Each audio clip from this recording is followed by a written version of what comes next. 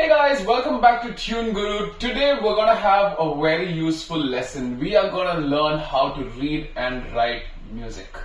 Now before all of you get scared and move away to the next video, make sure stick around because I'm gonna make it very simple for you.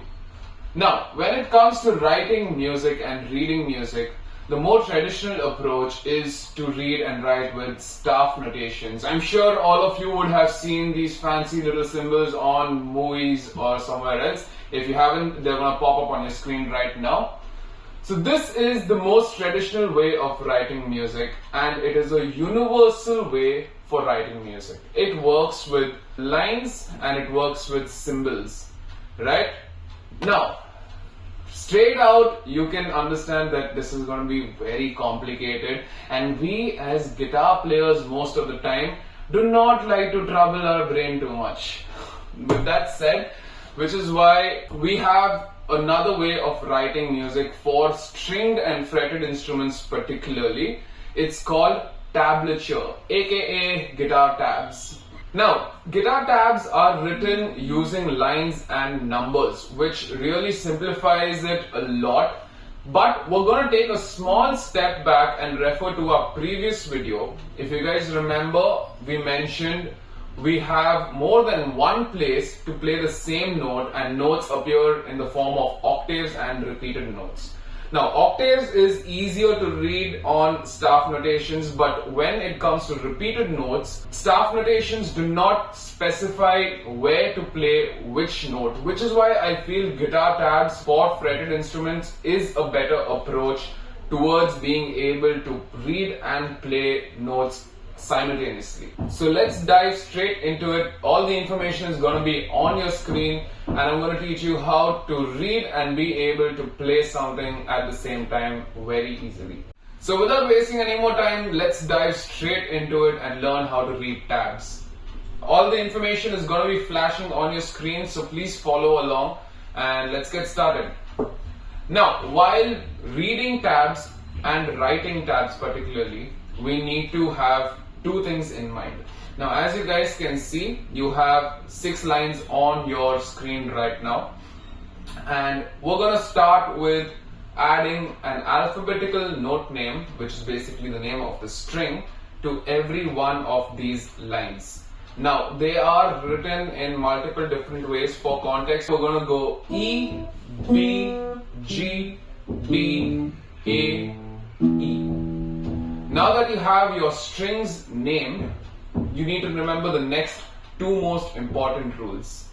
These are going to refer more towards writing. So when you're writing tabs, let's assume we have a few notes written on either of the strings, right? Between every note that you're writing, you want to leave a 1 finger space gap so that it doesn't get too cluttered.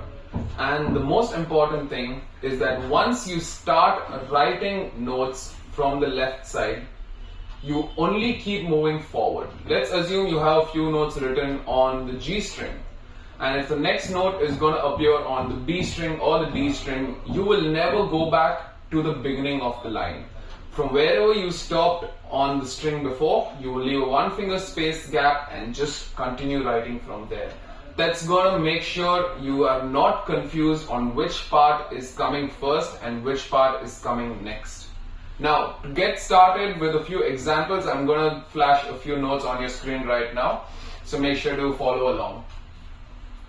Like I said, tabs work with lines and numbers. We already named our lines over here. Lines basically refer to the strings.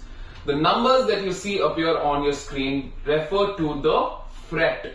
Now, 0 means the open string, 2 definitely means 2 on whatever string it is on. Right now it's on the G string.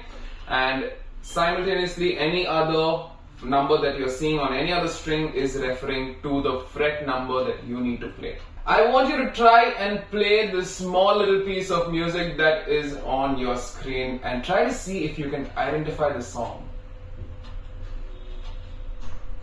Well, if you've guessed it already, or if you're having trouble guessing it, I'm going to play it once for you. So here you go.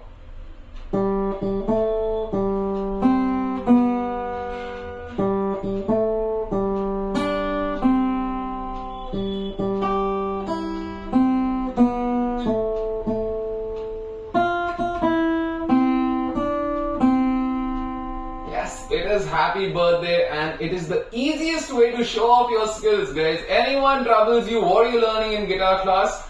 Make sure you can play this for them on their birthday, and they're gonna be having a smile on their face as well. So here it is. I'm going to be leaving some more material in the description below for you guys to follow along. So make sure to check out all the information that is there. And of course, if you like this video, make sure to leave a thumbs up. It really helps out the channel.